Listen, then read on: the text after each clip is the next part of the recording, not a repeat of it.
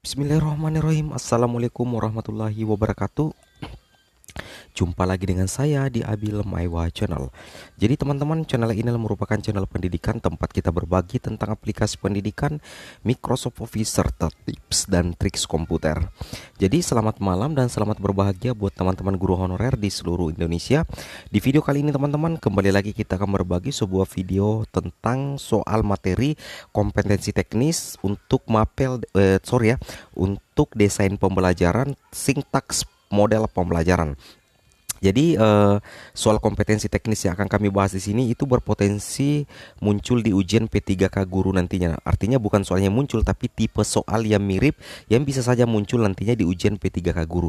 Jadi inti pembelajaran kita pada hari ini yaitu tentang desain pembelajaran, sintaks model pembelajaran, berarti masuk ke dalam kompetensi teknis pedagogik. Oke teman-teman, tanpa membuang-buang waktu lagi, kita langsung ke video soalnya saja.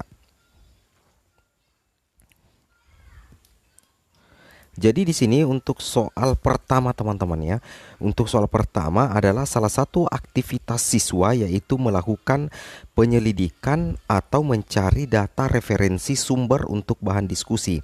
Hal tersebut masuk kepada sintaks PBL atau problem basic learning. A. Orientasi peserta didik pada masalah. B. Mengorganisasikan peserta didik untuk belajar. C. Membimbing penyelidikan individu maupun kelompok. D. Mengembangkan dan menyajikan hasil karya. Dan D. Menganalisis dan mengevaluasi proses pemecahan masalah. Di sini untuk kata kuncinya teman-teman adalah melakukan penyelidikan. Berarti melakukan penyelidikan di sini aktivitasnya siswa adalah melakukan penyelidikan. Jadi kuncinya adalah melakukan penyelidikan atau mencari data referensi sumber bahan diskusi.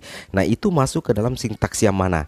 Nah, kata kuncinya adalah melakukan penyelidikan. Nah, sekarang teman-teman silakan jawab terlebih dahulu 5 4 3 2 1. Nah, di sini jawaban yang paling tepat teman-teman adalah C, yaitu membimbing penyelidikan individu. Oh, sorry ya, bukan C tapi Oke ya, C ya, membimbing penyelidikan individu maupun kelompok ya, seperti itu ya.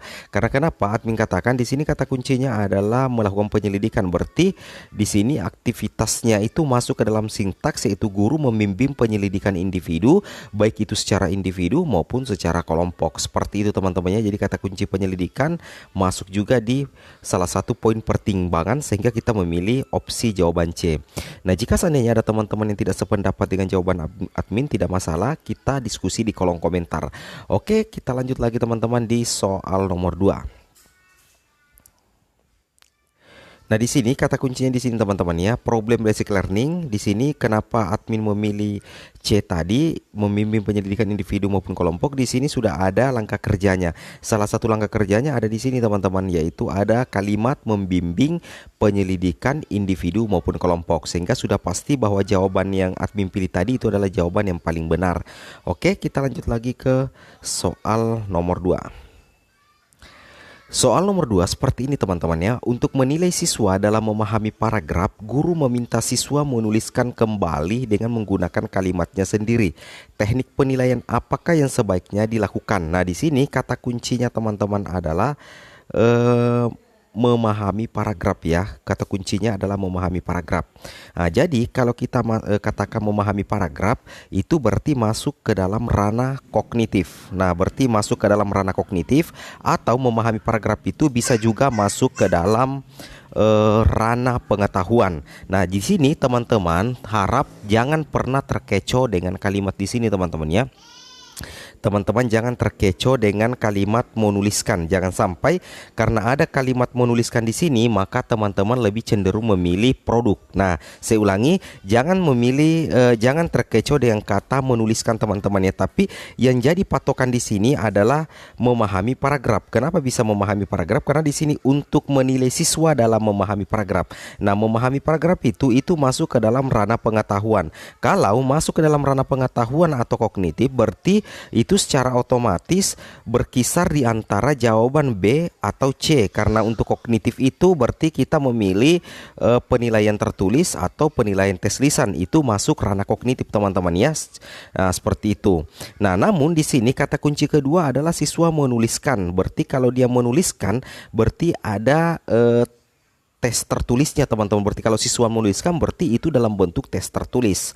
Nah, silakan teman-teman pilih jawabannya dulu ya. 5, 4, 3, 2, 1. Jadi, opsi jawaban yang paling tepat di sini teman-teman adalah B, tes tertulis. Nah, kenapa tes tertulis bukan tes lisan? Padahal di sini memahami paragraf itu masuk ranah kognitif, dan tes tertulis dan tes lisan itu juga adalah ranah kognitif. Di sini ada kata menuliskan, berarti lebih cenderung ke tes tertulis teman-teman ya, seperti itu. Oke, kita lanjut lagi ke pembahasannya. Di sini pembahasannya teman-teman ya. Untuk penilaian pengetahuan, di sini admin sudah siapkan pembahasannya. Penilaian pengetahuan itu terbagi 3. Yang pertama ada tes tertulis, yang kedua ada tes lisan, dan yang ketiga adalah tes penugasan.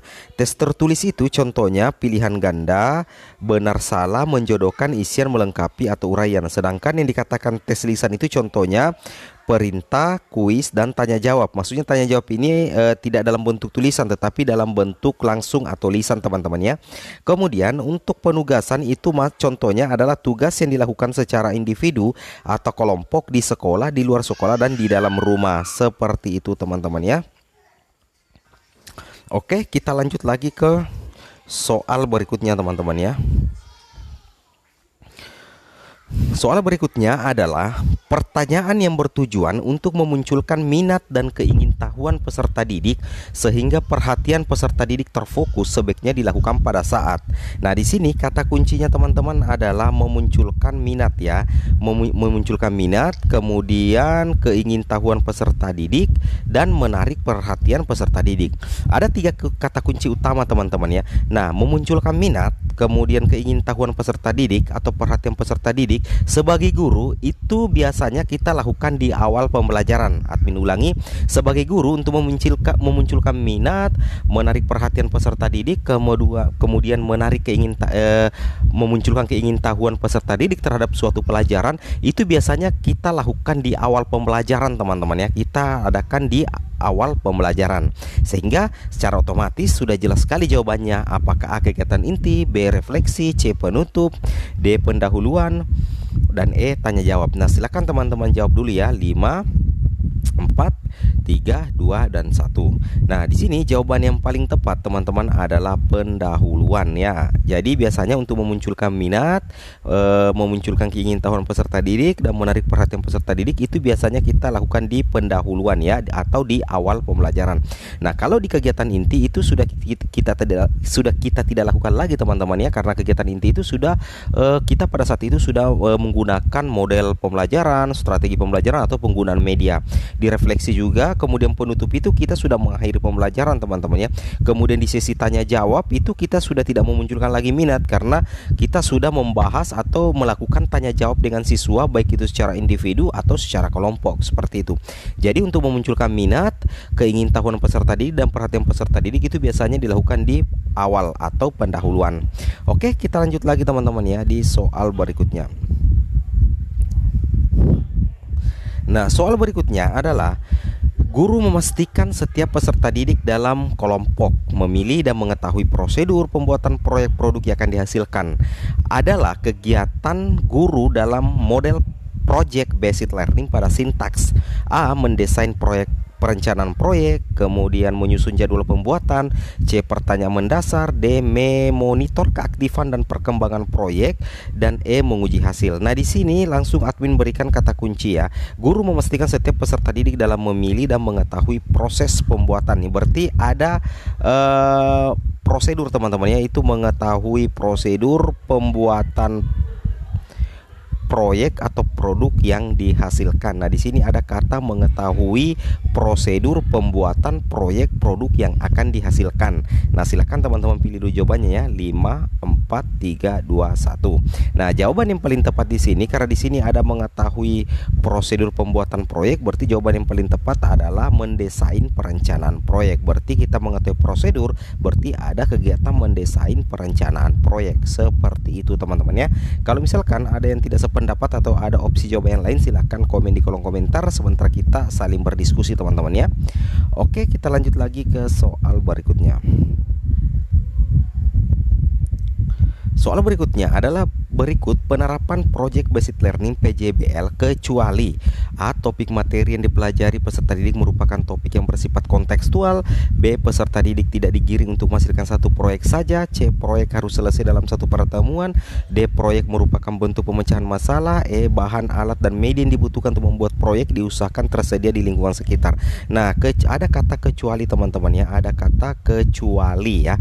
Berarti kata kecuali itu berarti yang bukan penerapan Project Basic Learning atau PJBL. Nah, silahkan teman-teman pilih jawabannya dulu. 5, 4, 3, 2, 1.